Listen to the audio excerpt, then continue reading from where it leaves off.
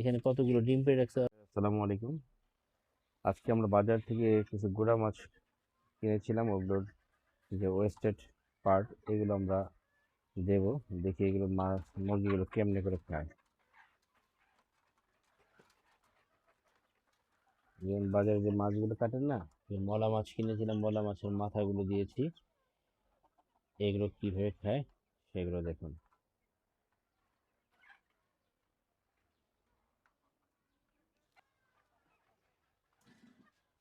ওরা খাচ্ছে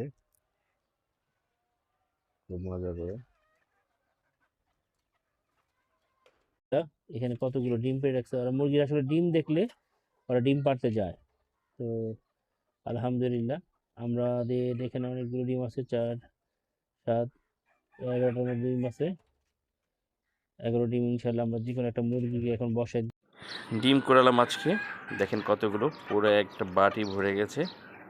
আলহামদুলিল্লাহ, খাবার ভালো দিলে অবশ্যই ডিম ভালো পাওয়া যাবে, আর মাংসের চাহিদা তো মেটেই। আমরা এবারে এই রমাজানে আমরা 2টি মোরগ দিয়ে আমরা সেহারি করেছি, আর অনেকগুলো মোরগ রেডি আছে মাংসের চাহিদা মেটানোর জন্য। আলহামদুলিল্লাহ, সকল প্রশংসা আল্লাহর কাছে। দেখুন কতগুলো ডিম কোরালাম।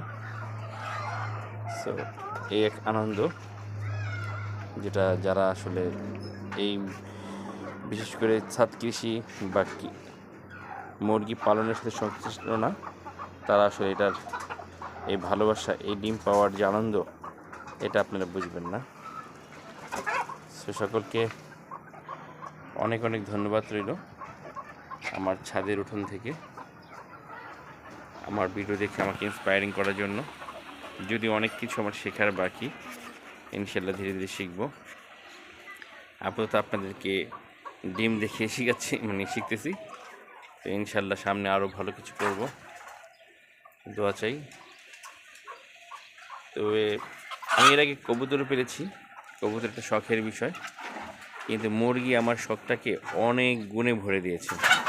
বিকজ আমার ফ্যামিলিতে এখন ডিম কেনাই লাগে না। আগে প্রচুর আমি ফার্মের মুরগির ডিম খেতাম। সো ওই ফার্মের ডিমের চাইতে এই ডিমের পুষ্টিগুণ আমার দৃষ্টিতে অনেক বেটার, খেতে অনেক টেস্ট। সো আলহামদুলিল্লাহ, আপনারা ট্রাই করতে পারেন। ভালো থাকবেন। আসসালামু আলাইকুম।